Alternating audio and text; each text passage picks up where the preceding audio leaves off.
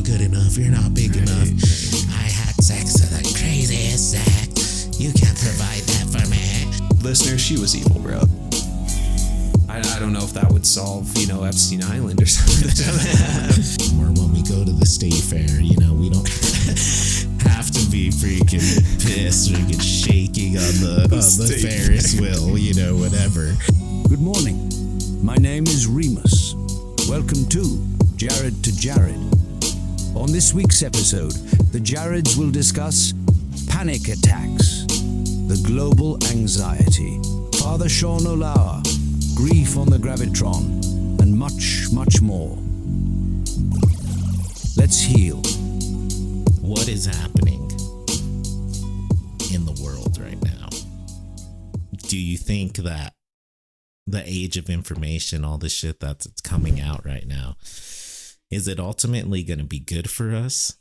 Is there some sort of peace or solace in the unknown, in like ignorance is bliss sort of perspective? Or is there like trauma that we haven't faced that now we're being forced to face because it's like in our face essentially? Yeah. With TikTok and all this shit. And now we know all this crazy darkness, Epstein, freaking Trump, all this crazy stuff that's happening now. Right. And now we're all reacting to it. We're all like having anxiety and, panic attacks and shit. But is there a light to the end of this tunnel, Right. I got two tracks here. Yeah. So I have track A and track B. Just pick one. Sure. Which one? B. You want? B? Yeah. Okay, cool. So we'll go track B. All right. So in East of Eden, John Steinbeck, right, part of the story is that this character, Kate, I think was her name, or she like changes her name a couple of times because she's an outlaw, right? But she starts a brothel in Salinas, California. And all of these big time politicians, like local politicians in that area, and this is taking place in like the 1940s or something, are going to this brothel, right? And then Kate, who's running it, is secretly taking pictures of them, and they're just having sex with of age prostitutes, right? But right. It was like, the 40s, so it's just a different moral standard. So it was like, now everyone posts their nudes online or whatever. So right. At the time, it was like, oh shit, how scandalous, the mayor is going to that brothel, right? Even though he's doing normal shit, whatever. And then she's going to use it to blackmail all of these people, right? Yeah. And then as the story progresses, she ends up dying, and the detective finds all of these photos and actually chooses to just burn them. And says, I don't think this will be good for the community. Pam Bondi. Yeah. Yeah, Pam Bondi. I don't think this will be good, actually. I think it will just ultimately tear people apart. And perhaps there is even a place for the darkness. Oh. Right. And maybe there is a space in which the darkness needs to reside, because there just is darkness, and that's just part of this reality. So the detective burns it, and that's part of the resolution at the end of the story. And it's just kind of this okay, Wow. Not a happy ending, but just like a okay, this is what we're dealing with. And I was thinking about that because it's kind of like the Epstein stuff, but now is way darker, right? Because it's obviously, children and right. And it's the global elite, not just the local elite, like it would have been in Steinbeck's time. Yeah.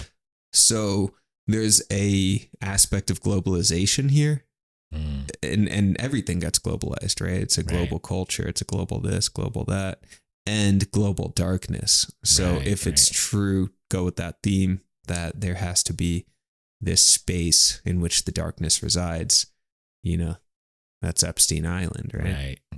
And so I don't know, that's one approach. And let me be clear, that's not to say any of it's okay or to justify it or say that shouldn't come out. I mean, I think it should. That said, I think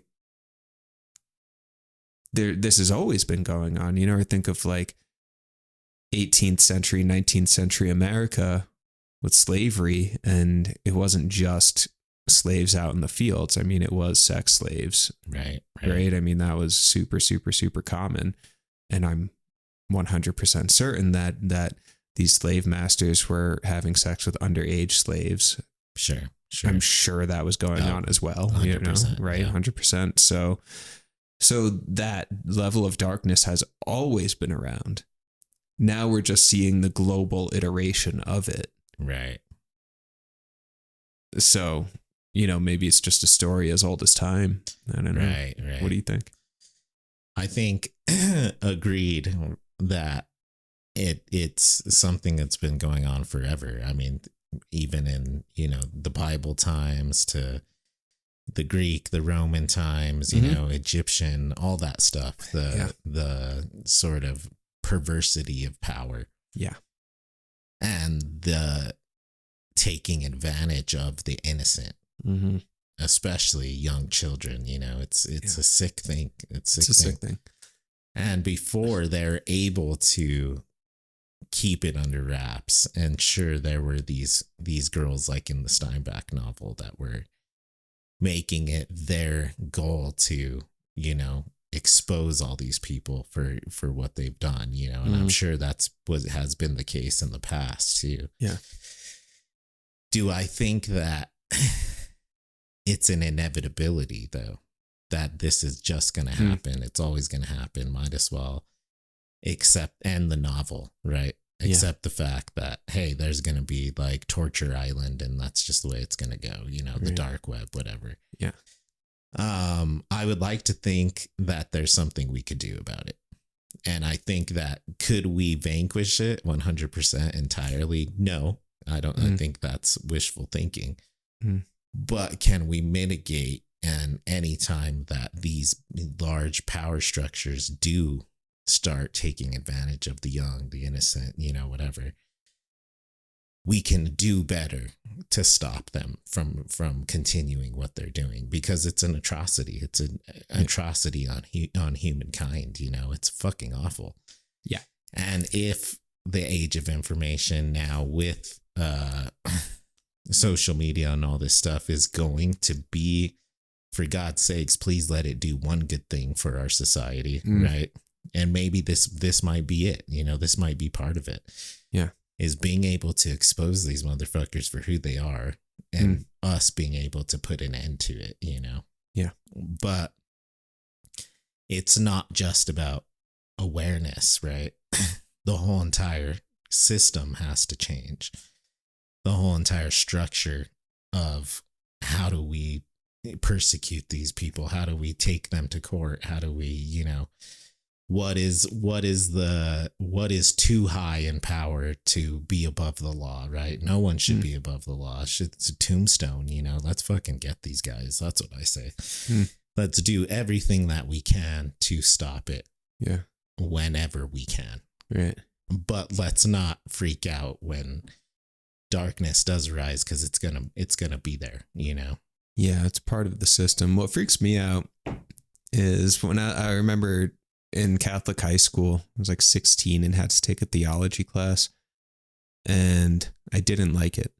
And the teacher said, sometimes evil is incredibly attractive. Right? And at the time I was, just like, right. Yeah, right. Whatever. Right. Fuck you. Like, Fuck this guy, because I was creeper. just like, I just want to smoke my weed. It's the only thing. So in my head, I was just like, rebellious teenager, just like, yeah, whatever. And I think there was this kind of religious indoctrination thing going on in that particular context. That said, I've learned that that's pretty true. And it's kind of weird seeing pictures of Epstein and Maxwell, and they look like normal people. Sure. That's actually what's kind of scary. Right. To me, is that if, I didn't see these people's pictures in the news all the time, and you walked by them on the street, it would just be like, yeah, it's just some like aging dude and his wife or something, right? And I found myself looking at one of these pictures and trying to see looking into their eyes and being like, where is it? Where's the demon? Right. Where's the evil? Where is it? Because it's obviously there. Right. But I guess maybe it's my own naivete, but I had this idea that evil walks around with horns and a tail. It's very easy to identify. Sure. And sometimes it is. I mean, you see that dude tweaking out on the street, and it's like all of your senses are just like, do not go anywhere near that person. Right, That's do not go down that dark alley, right? I don't know if it was like a movie quote. I think it was from a movie, but could be biblical too. But the greatest trick the devil ever played was convincing the world he didn't exist. Oh, yeah. What's that from again? I can't remember. That's a good one, though. Yeah. But same thing. If you saw Epstein at like, the pantry getting breakfast or something, you'd be like, oh, look at that like nice white guy decided to like try some chili. Just like that 90s looking dude, 1990s, like dude, probably watched the last Seinfeld or something. I don't know, whatever. Totally. Yeah. And then to think about like how in high esteem Clinton was viewed for so long, so many years. It's crazy to think we impeached him over, Monica Lewinsky. If they only knew how deep the darkness ran, it's fucking insane. Yeah. And then it's crazy how people are like, oh, 2 Yale lawyers, they're like getting Epstein by like going and testifying. And now it's like, you're still supporting this guy. It's crazy. And on the right too, just like, oh, well, Trump wasn't even there. He said he wasn't. He didn't even like the guy, It's like, yeah. What are you talking about? Guys fucking like, is like MTV freaking spring break over there. So many videos and pictures, how can you support? So there's also this sort of like ideological thing that we have to like break that system down, Right. And hopefully the future generations can do that, where nobody is so powerful that, you have blind faith towards, Right. It's just like such an awful person, but he's a priest, so whatever, let him just continue on. Yeah. All right, here's a question. This was going to be track A. Global awakening. Oh.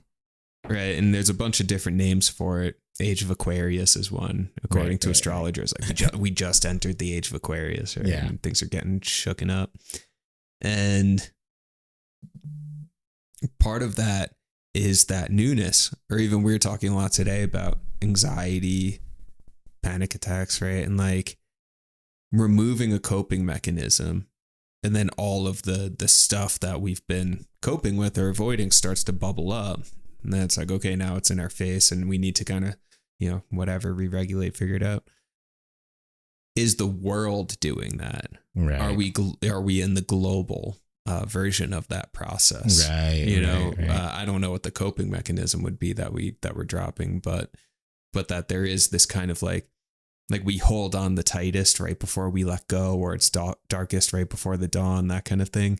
That maybe this is the big shakeup. Right.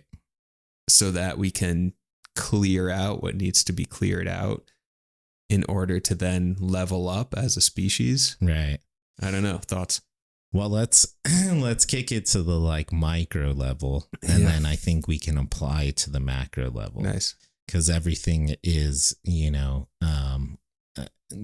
everything sort of mirrors itself in each other. Like, okay, so full confession, I've been dealing the worst week of my life, freaking panic attacks, thought I was dying, near-death experiences, and just had to find some ways to deal with that, or else you would end up in the grave, It was like, so what was it? 478, I was telling you, I found very helpful. And that's literally breathe in for 4 seconds, hold your breath for 7, exhale through your mouth for 8 seconds. And that literally does a like chemical thing where it lowers your cortisol levels. It sets your heart rate to a normal pace again. Another thing would be like prayer, right? Praying helps you just sort of existentialize everything, get it out there, get it out of your soul, kind of like make your recovery real and like tangible, as if you're actually talking about it. Another good other things is walking, exercising, finding a friend has been a huge thing. Having a conversation with, someone you love, someone who loves you, being open with them, tell them, hey, I'm dealing with all this shit. Like, thought I was gonna die. Like, you called me last night. I almost broke into tears like halfway through our conversation because it's scary. It's rough, You rely heavily on meditation, which is something I'd like to look into. Maybe you can help me out in the future with that. Do any of those, can we like do this practice on a global level? People listening to J right now, can we collectively pray? Can we collectively breathe 4-7-8 together? Like, what about the micro coping mechanisms will also apply to the macro? Like, is there something we can throw into the algorithm of TikTok or Instagram or whatever that's going to help us heal? Not just, chicks with their boobies out, feet out, or guys with their abs out or whatever. Like, what is it about something healthy? Like, let's not all become alcoholics. Let's not all just like smoke ourselves to death. Let's try to figure out something healthy, Right. Is there, what out of all those options do you think would like immediately translate to a global healing? Wonderful. Yeah. Well, as you were describing that, I thought of this visualization I came across once in a book I was reading. And they say it's kind of a meditation, but as you're doing some of that breathing and calming down, to even visualize everyone in the world breathing. Right. Which we are. We already are. Yeah. We're already doing it. Sure. It's all 8 billion of us just breathing. Right. Breathing all the animals. Yes. Just breathing. And they are too, right? It's already there. Right. Even the plants. Just breathing. Right. Breathing. And there is this very, very gentle pulsation of breath, of air, energy. Right. That's already there. That's already happening. Yes. Yeah, it's a really beautiful visualization. And when I've tapped into that, the world is nuts. I mean, everyone's breathing, but there's, someone's road rage freaking out. They're breathing, but they're road raging. This person's doing that. There's a war going on there. But there's still that breath. There's still that prana, to use a Hindu term, right? Sure. And that's there. When I tap into that, it does help me settle down. It's just like, okay, we're all breathing together. The entire planet's just breathing. Yes. I love that. Yeah. I threw it out there, but I couldn't quite conceptualize it. You conceptualized for me. Yeah. It's like, that's a global thing, right? Yeah. It's a global thing that you can internalize in the moment. You don't have to necessarily be with all 8 billion people or whatever. Yeah. But you can feel the presence of all of us breathing, right? All of us taking in air and being able to,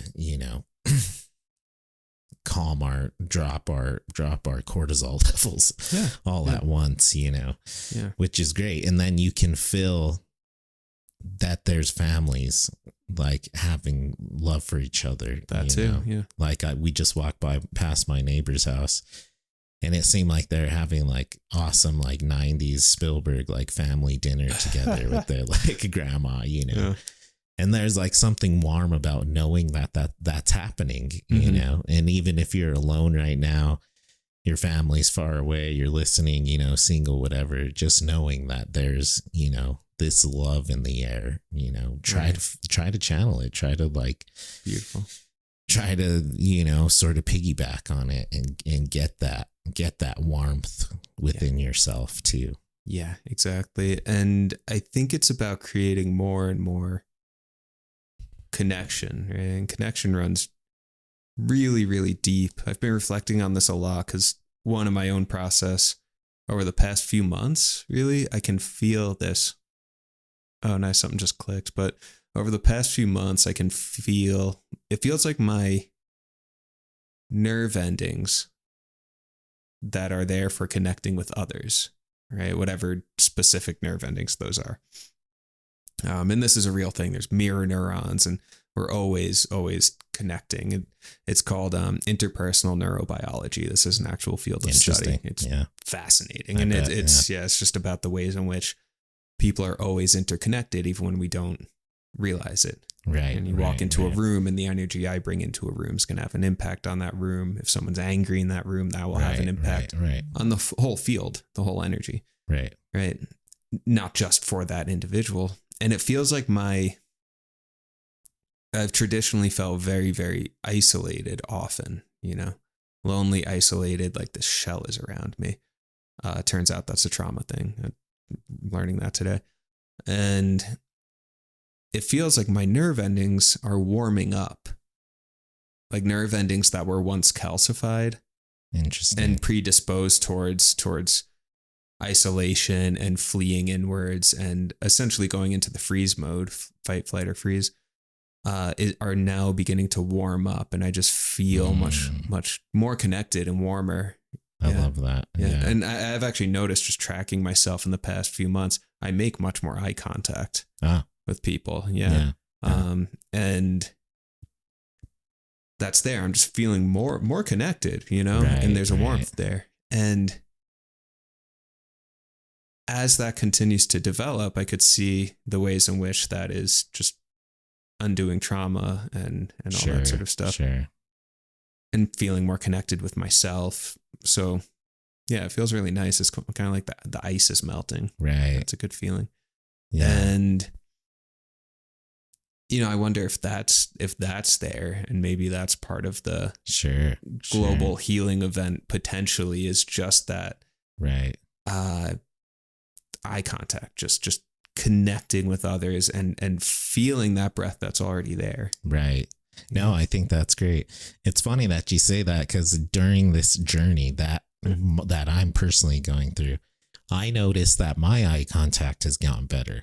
Wow. I literally was thinking about this all week, because I go work for my dad on Tuesdays. Yeah.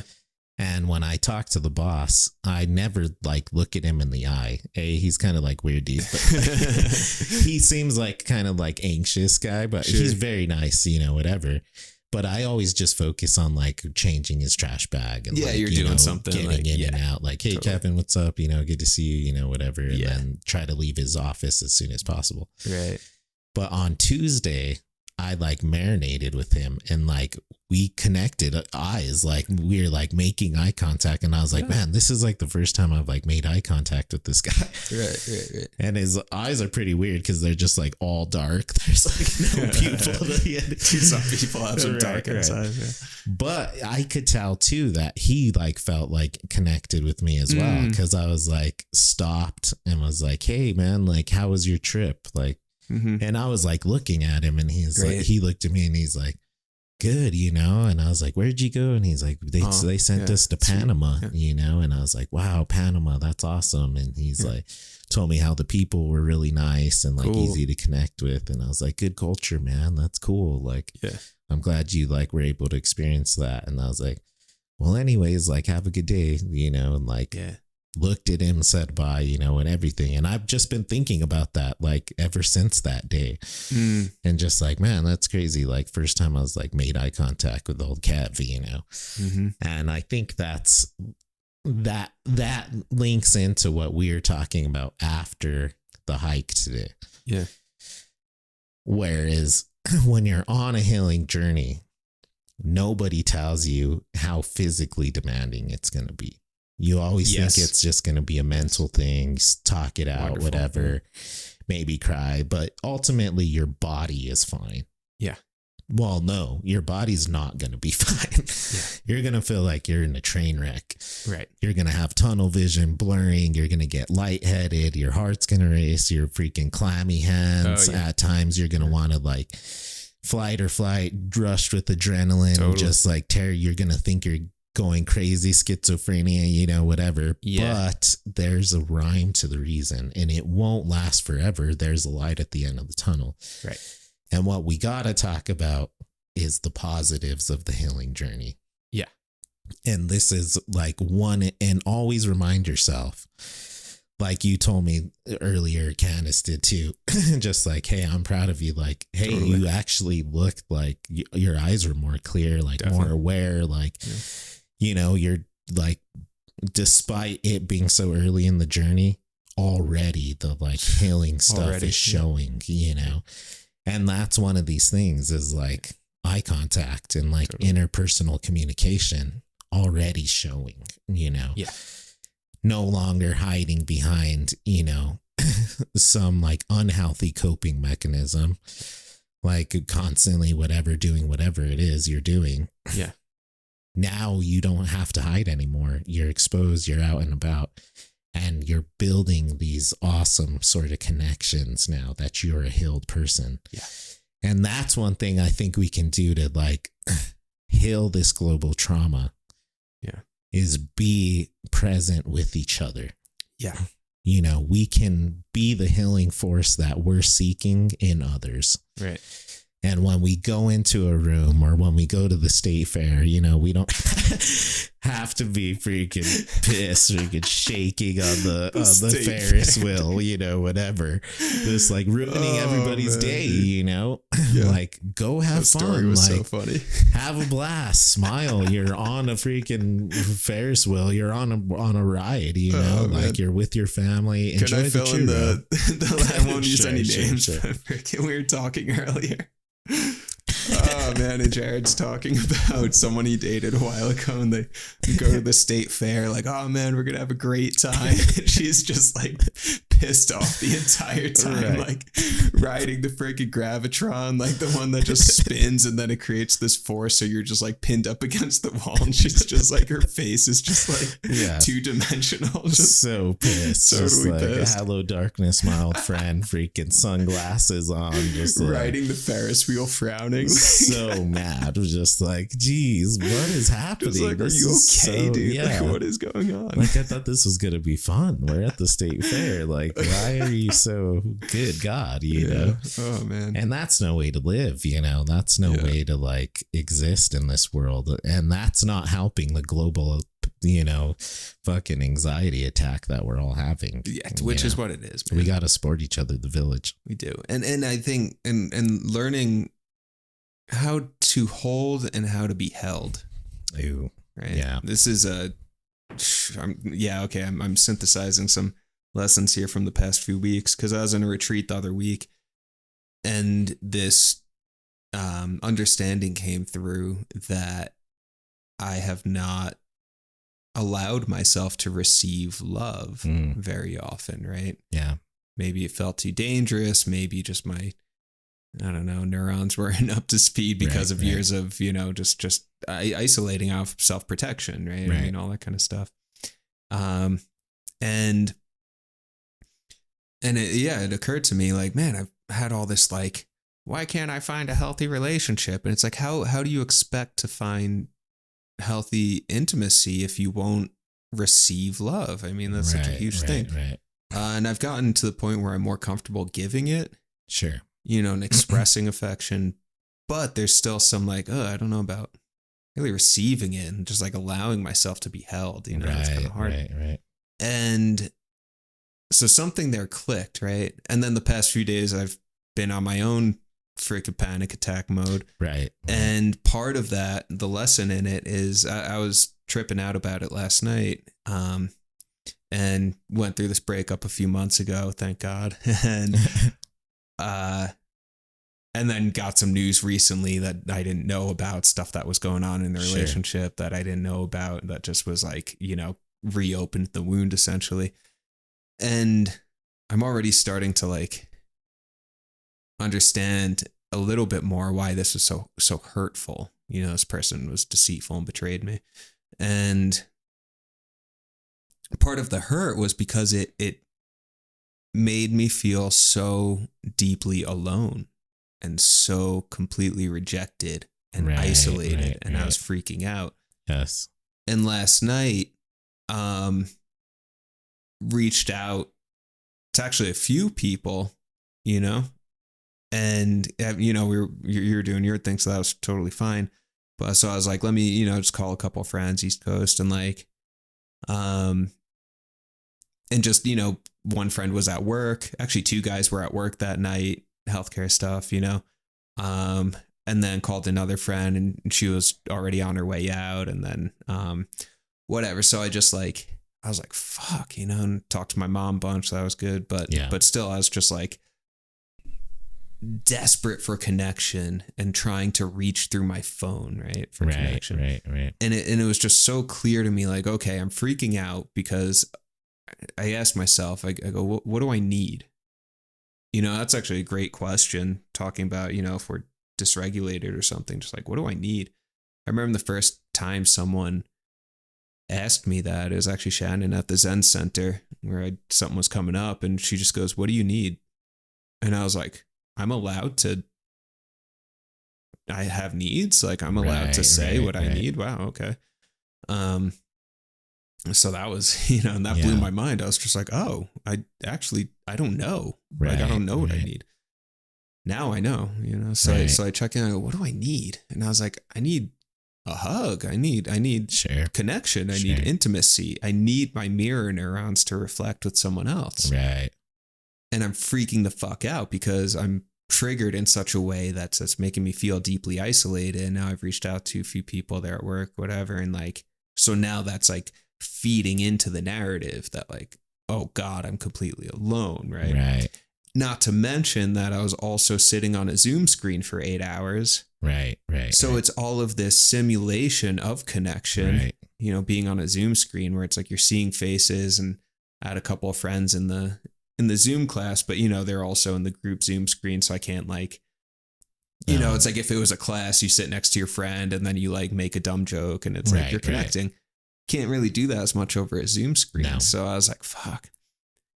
And just feeling the illness of 21st century society, which I think is one of isolation, desperation for connection, and then not able to get that connection. So then we are reaching addictively for it through our phones. And then we're replacing that oxytocin of real connection with these stupid little crumbs of dopamine that we get from going on Instagram and seeing a like or trying to message some girl on Hinge or something. Right. So then I just could see that whole process and I was like, fuck. And then today back on Zoom for this workshop, which was great, learned a ton. But then halfway through, I was like, what do I need? I was like, I cannot sit in front of a Zoom screen anymore. Right. And then we linked up and I feel so much better, dude. Honestly, just went on a hike, got some food, talked a bunch, and just like do not feel totally freaked out, dysregulated anymore. Am I going to have to deal with some grief? Yeah, sure. But I was like, I need to feel connected. I need to feel held, and I think that's what's going on, with a lot of people. Yeah. I don't know if that would solve, Epstein Island or something. However, that the need to be held that we all have, I wish I could just hold the entire world or something. Sure. Now I love that. I have a couple thoughts on that. I also have, as many listeners have, dealt with, sort of emotionally abusive relationship, Yeah. Where you were certainly wronged. I've been cheated on, before and all this. And what it does is it actually makes you question whether or not you're worthy. Yeah. Your worth. And it may not be apparent immediately, but it certainly does come out, and it'll be lasting and long. Mm-hmm. And I like this point about what do I need? What is it that I'm missing, sort of thing, and we can fall behind in substances, whether that be, weed, drinking, or sex, or whatever the case, where we kind of bury those things away. Where it's just like, fuck it, I'm just going to do this. Fuck it, I'm, whatever. And then what happens is so many times when we're trying to, like, say, start a new relationship, Well, then we're always like, oh, she seems to me like she's going to need this. And, oh, she's crazy. She's going to want this and she's going to want this. She's too neat. I don't know if I can do that. Then I'm going to have to like bring my kid involved and all this stuff. And, and she's going to want me to move in, or she's going to, but never once do you stop and think, hey, what do you need, pal? Right. It's always so much about, oh, this person's going to need that, this and that. And then you freak yourself out and you end up isolating. Yeah. Because you're just pushing everybody away. Right. And what if you can just stop and like look in the mirror and be like, hey, what do I need right now? Mm-hmm. Yeah. And what I need is a friend. Yeah. What I need is like to make like healthy love. What I need is to be hugged. And this week, what I needed is to be held on the couch like a little freaking baby or something, whatever the case, I need my head to be hugged, and squeezed tightly, Mm-hmm. And then I come to realize that the people that I was casting all these angst upon, that's not necessarily what they needed. They needed something similar to me. They just wanted to be hugged too. They just wanted to message each other and say, hey, how's your day? And thinking about you, good morning. Like, it wasn't like, hey, you should raise your daughter this way, or aren't you moving in? Like, no, it was like, hey, this is really cool. We know each other. Like, and I've been lucky enough to have somebody that came back into my life who I pushed away because I was like, insecure about myself, insecure about, what I was going to do, insecure about change and all this stuff.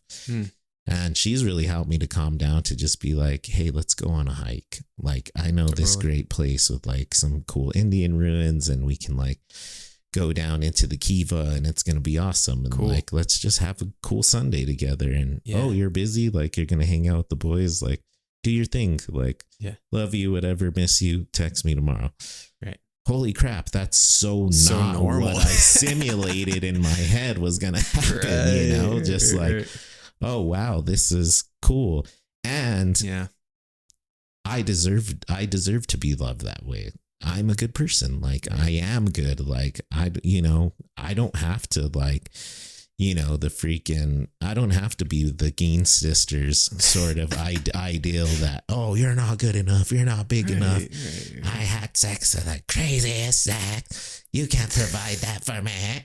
Like, like, that's toxic. That's unhealthy. And I don't wish bad on any of them, but I certainly don't want to live that reality anymore, or in any sort of sense of the word. Yeah. Because that just destroys who I am inside. Right. And it has nothing to do with who I am. And that's the crazy thing that you have to understand, is you can be a beautiful person and have somebody make you feel like the worst person in the world. And that's not fair, Yeah.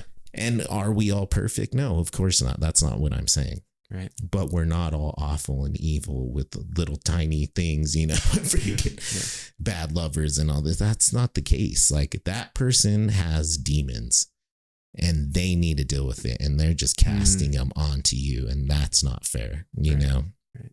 And being able to find somebody who doesn't have demons, but has angels. Yeah. And really can be healing towards you. And then you can find in yourself the Jesus that's healing towards them too. And it's a really beautiful thing. Like, last night I was like feeling a little weird again, little angsty, and like texted my friend Candace, the female confidant. And immediately she's like, I'm proud of you. Yeah. Like, I love you. You just got to like breathe in and like calm down. And here's some coping mechanisms I have. And no matter what time it is, call me, Yeah. And she's like, let's meet up. Let's hang out. You're great, Yeah. And that's all I needed. And that totally like changed my mood. I was able to sleep 12 hours last night, which I needed it bad. Seriously. Yeah. Went to bed at 9:30, woke up, like 8:30 or something like that. Like, and boom, I like felt really restored. Am I like completely fine now? No, obviously not. Like, the journey's still happening. Yeah. But again, reflecting on the journey of healing. Yeah. And the positives that are happening, because it's not all frags. You will hit some mines, but there's a bowl of pho waiting for you at the end of the journey. Yeah. And yeah, I have a personal story about my own kind of healing practices that I hope is maybe encouraging. But when I was living at the Zen Center, I had a experience where I was sitting in meditation and then just feeling extremely angry and irritable and was just fucked all day, you know? Right. And then something happened, and then I was on the floor in my room, curled up in the fetal position, shaking and crying. Right. Bad. You know, Total like, panic attack. Yeah. Yeah, like insane. Adrenaline, freaking, yeah. Oh yeah, like wild, just Cortisol really level spiking. Yeah. Yeah. And then and my teacher said, yeah, you're having a flashback. That was a trauma flashback. I mean, right. Freaking, and I was like really freaked the fuck out. Like I could feel this dark presence in the room. Right. I felt unsafe, you know, and I was like, what the hell was that? You know? Right. And that happened in one retreat, and then it was just like okay, well, I have some work to do. There's apparently some stuff in there that I wasn't aware of. And then fast forward a few more retreats, and that started to happen again, right? That like, oh no. But I stayed with the breathing, stayed with the meditation, and was just able to open up to it. And I can't describe it any way other than that. I was just able to open up to the experience and let the experience in and receive the experience. And my body starts to tremble, but I was just like, stay with it. Right. You know, I don't need to break down into a ball, like stay strong, stay with it. And my body's trembling.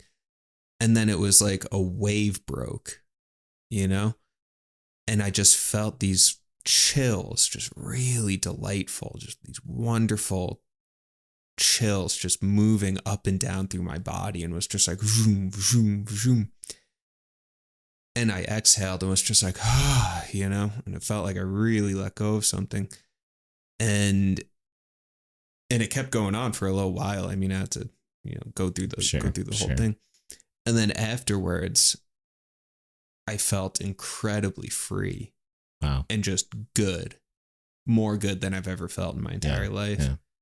And then, and this is late at night at this point, and I went and stepped out on the back porch and was just looking at the stars, and it was just the most beautiful gift. Right. You know, wow.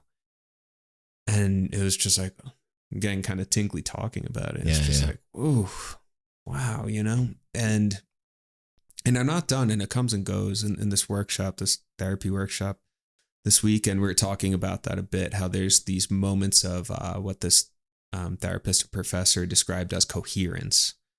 That when we've had trauma, difficulty, which everyone has, it's human life, there's a part of us that's seeking resolution, right? And seeking meaning, right? And then if we're able to move through that full healing experience, just like a story or a song, we will come to that space of resolution, or what she called coherence, when, oh, it makes sense now, and okay, and I'm okay, and I made it.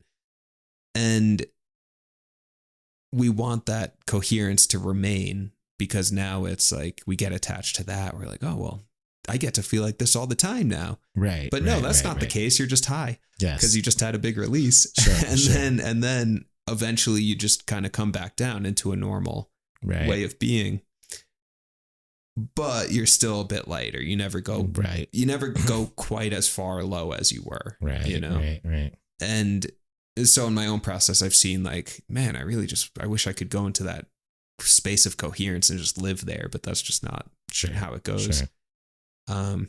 But anyway, that said, I'm trying to say I've been there too, and I'm not done, you know, I'm not done. I'm still there, you know, but it's got its beautiful moments, and it's got its places of freedom and relief. Yeah. And joy and connection as well. That's another reflection on the healing journey, right? Yeah. And I like what you said, though, is, but now you'll forever be lighter because of that. It's not like, I just got high and now I'm sober. Exactly. Yeah. You know, like a lot of our coping mechanisms, the unhealthy ones. Well, I was just drunk, but now I have a hangover. Exactly. You know, Yeah. no, this is a moment of genuine healing where, yes, you went back to a medium state, but that medium state is this much higher. Right. And this much higher and this much higher. And the more you do it, the better you will more constantly feel. And of course, you'll never reach perfection. That's not the case. No, that's not real. But it's a journey of understanding. It's a journey of getting better, of being stronger. You gain a little bit of strength every time you go through something like that, you know? Yeah. And I like sort of this embracing, like I'm in being Jared Malkovich. Listen down in the episodes. Deep cut. Yeah, deep cut being Jared Malkovich. We were talking about the Malkovich room. Yeah. And right. Me and you had like a little bit of a dispute where I was like, you know, you get in that room and then you can identify like the bad Jared's Malkoviches, and you. This is from like 3 years ago. This is an old one, yeah. And you can cut them out of your life, you know. I remember but this, then you told me, you're like, it's not about cutting out; it's about integrating them in. My views developed on that. Okay. By the way, do you have to keep going though? But I think this kind of links together with what you're saying, where it's like you actually, instead of rolling up in a ball and trying to cut, you let it in. Right. And you digested that shit. And then you were able to exhale it. Exactly. And then you were a new Jared Malkovich. Yes. You know? Then a new one and a better one. You know? Yeah. Let's stick with that. And we digest it. Right. Literally, we digest it. And that's what's driving me kind of crazy too with this current situation is it gets stuck in our heads. We were talking earlier about intellectualizing as a way of escaping, as another coping mechanism, and actually an unhealthy one. Yeah. You know, which I thought was cool because we had that shared experience of being grad students in literature and just like, instead of, you know, okay, I'm feeling anxious or something happened that day and I'm not feeling great. Instead of, what do I need right now? Yeah, talking it out with a friend. I need to go talk to someone. I need to, whatever. I need to have some tea. I need to, I eat, you know? Right. We would just bury ourselves in work. Right. You know, and be like, oh, well, if I'm just very intellectually active and can just understand the world, then I don't have to face my feelings. Right. You know, let me find the headiest thing I could read. Exactly. You know, and then just reading thick philosophy. And that's Foucault beautiful. On grass, just like what is happening. You know, exactly. Yeah. There's nothing wrong with that. It's beautiful. It's a beautiful practice philosophy. But it can become another escapist mechanism. Ignoring what's going on. About the hetero confines of, you know, marriage or whatever. Yeah. But you're not thinking about, hey, I'm like by myself in Albuquerque. This is a stressful time. I need to like go do yoga or go for a run or like call a friend, you know, whatever. Yeah. You're just like, I can escape this through hyper intellectualization. Yeah. And I see myself intellectualizing right now my recent experience with this hurtful breakup. Yeah. And it's a way of trying to escape into my head because it's fucking hurtful, you know? Right. And trying to understand it. Yeah. You know, and I can get very heady where it's like I was the other night I was drawing and listening to there's this guy named Father Sean O'Leary, who's this incredibly intelligent former Catholic priest. He still calls himself a Catholic priest, but he got excommunicated by the church because he was too intelligent, essentially. And as it happens. Yeah. And fantastic speaker and everything and great ideas. And so I'm watching this dude's videos, looking up the origin of evil, Father Sean O'Leary talking about evil, because I was like, listener, she was evil, bro. This shit was crazy. Right. But just so instead of being like, okay, she was evil and fucking hurtful, let me go feel my feelings and cry and hug someone and go through the process. It was like, if I can just understand intellectually Sean O'Leary's conceptualization of evil. Right. then I'll be okay. And it's just like, Yeah. no, it doesn't, It's like, it doesn't no, work that's like not how that. it Dude. works. Like, You yeah, know? yeah, And the one question I keep coming back to that I do need to let go of and will when I'm ready is, how could someone be so careless? How could someone be so cruel? How could someone be so mean-hearted and all of that? And I have a million answers for that, but none of them are ultimately satisfying because it's still a way of trying to escape my feelings. Sure. Yeah. And really, the answer is, the one answer that matters the most is, how did this affect me? Right. And back to, what do I need to move on from the situation? Right. You know, and oftentimes the answer is simple. Yeah. It's not based in some crazy freaking, you know, the whatever philosophy Right. Pythagoras freaking came up with, or Plato's cave, or anything. Yeah. It's, you need a hug. You need to go on a walk with a friend and like get some sushi and like, Totally. you know, find out that you're still a good person, and Yeah. like, you know, shed a couple tears, and you honestly just need a good night's rest.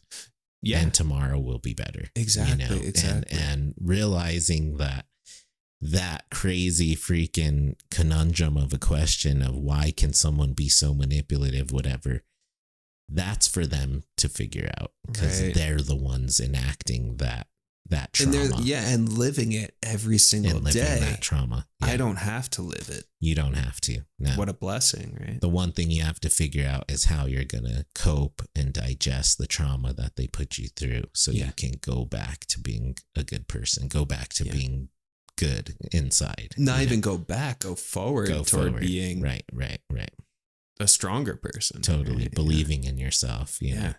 Yeah. Finding the beauty, not only in yourself, but in others, you know, and realizing that not everyone is like that. And, Yeah. you know, Yeah.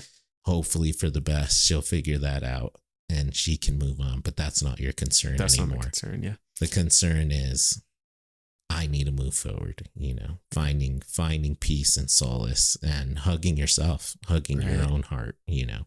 Right. Yeah. And that's the thing. I mean, we had that conversation a while ago about, you saw some study about Native American Vietnam vets, Right. and the rate of PTSD was Yeah, actually less among those guys than it was among the general population. Right. And that was because a lot of them just culturally were going back to spaces in which they were held, you know, literally held and welcomed back in. Yes. And I'm curious about, Tribalism, back to the tribe. you know? back to the village. And like, I'm curious about what practices they're doing to these guys who are coming back from Vietnam. If they're the Native American guys coming back, if they were coming back and just being in their communities and being held, or if it was like they're doing, I don't know, sweat lodges or grief ceremonies Sure, or things like that. So I'm Yeah. curious about that as well. But either way, the main principle is that there was that space. They were quite literally coming back and being held. Right. Whereas like a lot of the general population was coming back and actually being rejected by the society Sure, as baby sure. killers. See, and I think that it's a mixture of, yes, just coming back to their society, their tribe, but within their tribe, there was these healing practices of going Right. out, going to the sweat lodge, Right. praying, you know, smoking some whatever, and like being with your friends and family, and, you know, all these really cool, like sort of ritual things that they'd go through that would heal. And it's a healing community. And that, shout out to Sebastian Younger, who did this research. The biggest issue of why veterans miss the war in our American society is we have none of that. Why they missed the war. Yeah. Oh, that's right. Yeah, because a lot of them missed it because of the camaraderie and connection. Because of brotherhood. Right. Yeah, that was the only sense of brotherhood they had. Yeah. And when we come back to this fucked up Epstein freaking MAGA society, Yeah. well, there's no sweat lodge that we all go to. There's no priest to pray for us. Right. There's no, community there's no brotherhood. There's no loyalty. Yeah. It's all freaking, well, if you don't want to meet up with me today, then fuck you, because that's not the way it's going to go, and I have 28 other guys that I can just meet up today. So bye, and what the fuck is that? Like, like there's no connection anymore, and we need to build that. We need to fix ourselves. Yeah. And a beautiful thing about the ending of sort of his work on that piece was like, the question isn't, Sebastian says, I first sought out to figure out why veterans miss the war. And he's like, and I realized that if we can fix ourselves in our own society, the veterans will be just fine. And interesting. Oh, I love that connection there, right, the interconnection. Right. So really, it's not them who are sick; it's us who are sick. Right, it's a sick society. We're causing the illness. Right. We're causing PTSD. I do question a bit though, because this is 70s and 80s, right? That these veterans would be struggling, really. I mean, sure. Yeah, and generally, the Afghanistan war, he did a lot of research on. So, that's it. Yeah. Well, let's stick with the 70s right now, because society was not quite as general, Western white American society was not as isolating as it is now, right? So I do imagine that a lot of those vets were coming back and they were going to church on Sunday with their entire family or something. Sure. So I wonder if it was just like less than the Native American community still. Or it makes me think about the healing practices thing. Because okay, you can come back from the war and you're going to church on Sundays, but you're not. But maybe you're still feeling incredibly isolated because you're a man and you're not supposed to express any of the emotions that need to be expressed and stuff like that. Yeah, yeah. Well, I'm thinking back to cinematically speaking. Oh God, what's the great movie with Robert De Niro? Deer Hunter? Deer Hunter. Yeah. And that's the premise of Deer Hunter. They come back and they're like doing this really fucked up, like singing the Star Spangled Banner in that bar. Right. At the end. Yeah. And it's like this moment of like such like oxymoron. So wild. Such and a it's so good scene, dark and like so disconnected, and you're just like, you want to like weep for these people. Yeah. Very homoerotic, that scene. Sure. Yeah. How so? They are. I remember watching it in college, and that was my very first thought. It's like, wow, I'm pretty sure his girlfriend's there, but no, it's all these dudes. It's like him and his 5 buddies or whatever in the bar. They're all over each other, right? They're like hugging each other and shit, and then they're shaking up their beers, right, in this kind of masturbatory kind of action, and then cracking the beers, and there's like. It's ejaculation. Right. It's shooting everywhere. Interesting. Spraying it on each other. That. It's so gay, dude. It's so gay. Man, the way I remember it is like wife is like standing over them and they're singing the song, and it's like super depressing. But I think that movie is making a commentary on the beginning of the end of American brotherhood and society. And coming back from the war and from Vietnam, right, and just really disconnected from your place, and you're in this like industrial Pittsburgh area sort of thing. It's foggy, it's dark, like there's no one's there to support him. Like it's like, go fucking die, whatever, know. And that's like the beginnings of how dark it really got. And even up until like and really culminating in the Afghanistani war, where, Sebastian Younger, he goes to like Gestapo and like all these crazy, the worst battles in the Middle East, and comes back and all his friends are suffering from deep trauma, and they're so disconnected and they can't find, peace and help because by this point, our American society is so fallen away from what it means to be human. We're so involved in making money and politics and, win, and it's just like, this causes it. Like, we need to get back to a place of of the tribe, of loving one another and loving ourselves too. And Definitely. not only that, but getting into the practices of the community, working out the sweat lodge, the freaking praying, back to spirituality, feeding both the physical hunger and the spiritual hunger, and then I think we can really start to try to heal and get on a healing path of this global panic attack that we're in right now. Yeah. Have you ever read Leslie Marmon Silko? I haven't, no. She's from the Laguna Pueblo, just I think like an hour outside of Albuquerque or something. But she wrote this book called Ceremony, just beautiful. Ooh, I've heard of Ceremony. Beautiful, Yes. She's an incredible writer. And the main character is a World War II veteran who comes back and drinking, just going crazy, going insane, and then reconnects with his culture, reconnects with healing practices, reconnects with the land itself, finds a medicine man, and then ends up studying with him and all of that. And it's about his healing journey. Wow. It's an incredible book. Nice. And in the context of all this stuff, I mean, it's just a great, great picture of this whole thing. Right. Yeah. Right. Yeah. And we need that. We need the medicine man. Yeah. I think that's what we've been trying to do with J to J. In a way, yeah. I mean, I do think in our culture, because that would have been thinking of shamans and medicine men and people like that. These are long lineages and traditions, and right. there'd be apprenticeships that go on for years, right? And they would pick a kid when they're like, they'd pick a kid and be like that kid has it, right? Like has the knack, but now we need to do the apprenticeship, right? Sure. In our culture, that doesn't really happen, right? So if you have a really sensitive kid or someone who would fit into that role within the village, right. If there's no village, it just becomes this untapped potential. Right. And then we try and find new ways to do it. So I think that's actually a lot of kids who get into forming a band, making art. Right.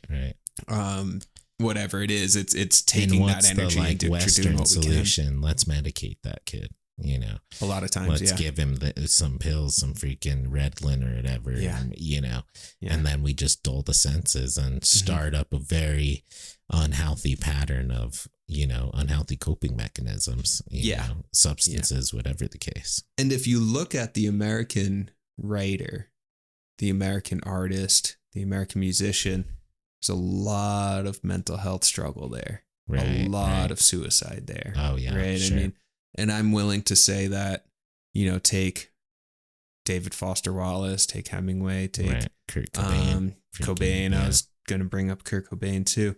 They are the American shaman, in the sense that they become the voice of the American psyche and what's happening in that more creative subconscious space. They become the voice for that. Right.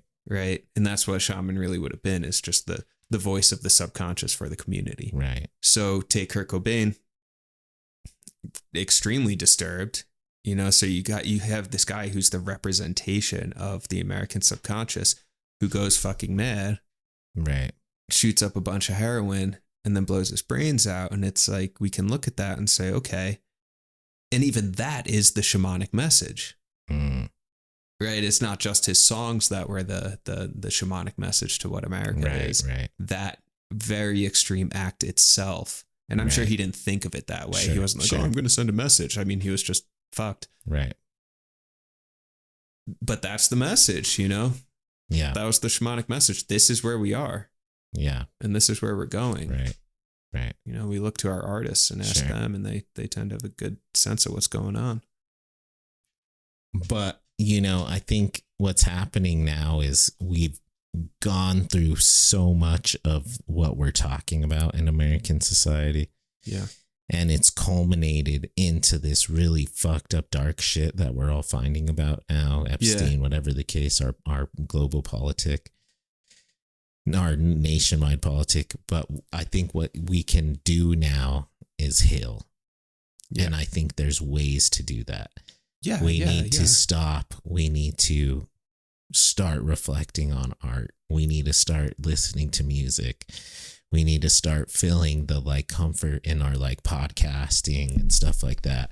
We need to realize that even like one good thing about American society is even like dogs, you know, Hagrid came in here. He's so healing. Like so many times I was kind of freaking out and he came and laid on my chest, you know, such a sweetheart and like healed, you know, me. And like, I think we can change. I think we can have these conversations. We get humbled. I think this is a humbling moment. And like I was telling you, for how scary my like panic attacks have been and like just how like disconcerting it has been and physically overwhelming, there has been like this beautiful teaching moment in it where it's really humbled me and really like blessed me with empathy for people that have deal with anxiety, deal with panic, deal with trauma and all this stuff, PTSD. Because I never really like firsthand aware of dealt with it and was always just like, oh man, this person just needs to do this or does that, or, you know, oh, they deal with that. It was never like consciously. Clearly I was dealing with it unconsciously. Right. But now that I've been making more healthy changes in my life, like, you know, trying to do this and that, now I can really feel. And I think this is a moment like the global panic attack where we can finally, hopefully we'll get a leader, our next president or whatever we can elect, finding a leader that's really going to be someone who is empathetic, who's understanding, who can get on board with the global healing, you know, because that's what we need right now. And that's the only place you can go, or else you'll die. Like I said earlier, you know, the only thing you can do is either give up or continue the fight and then start seeing all the blessings that it'll bring upon you. Yeah. Beautifully said. Yeah. Do you know about how caterpillars actually transform into butterflies? Little bit, you know, just like the elementary school sort of thing about it. So it's fucking crazy. So they make their cocoon, right? And everyone knows that. And then, but they actually fucking dissolve their bodies into goo inside the cocoon. Yeah. Right. And the goo, it's stem cells. Wow. Right. So it's, you know, stem cells are just these cells that are full of potential for what they could be, but they don't have any actual form. They're just potentiate cells, right? That's why you can take stem cells and stick it into someone's knee cartilage and then help with their arthritis, because then it will adapt to the, you know, it will become cartilage. Or if you stuck it in someone's brain, it will become brain cells. It's weird. Yeah. So it just dissolves into stem cells and it's fucking goo. And the way I heard the story, you know, we can't know for sure. I don't know if a caterpillar feels pain, but it's probably painful. For the sake of the metaphor, it's painful to dissolve into goo. And then the stem cells, who knows how they know? You know, I mean, this is fucking crazy. Even in human embryos, it's like, how do they know that these cells are like, oh, we'll become brain cells, and then those ones are like, we'll become skin cells? Like, who told? You know, it's insane. That just naturally develops like that. So then this thing dissolves into goo and then naturally fucking recoagulates into a butterfly. Right. And then it starts to climb out of the cocoon, which is hard. It's a really difficult process. It's not like they're just like, oh, I'm a butterfly now. Right. They have to fucking like bang their heads against the thing and try and rip it open and get like one wing out and then like slide out the other one. And it's terrible, you know? Right. But it strengthens them in that process. And then it's actually through the strengthening of climbing out the shell that they can then fly. Yes. So if we actually see a butterfly that's climbing out and seems stuck and then we just help it out, it won't be able to fly because it will not have developed the strength via climbing out of the cocoon. Yeah. So this process of dissolving, recoagulating, and breaking out of the cocoon, very uncomfortable. Right. But the results are quite beautiful. Yes, they're really something. Yeah. That's We're on our way. The American butterfly. On behalf of the Jareds, thank you for listening. Follow, rate, and tell your friends. The boys will be back next time. And always remember, if you want to live a long life, keep a little aged wine and an old friend. Have a great week. All right. Good. That was beautiful. Yeah, that was a good night cut, bro. Yeah, that was.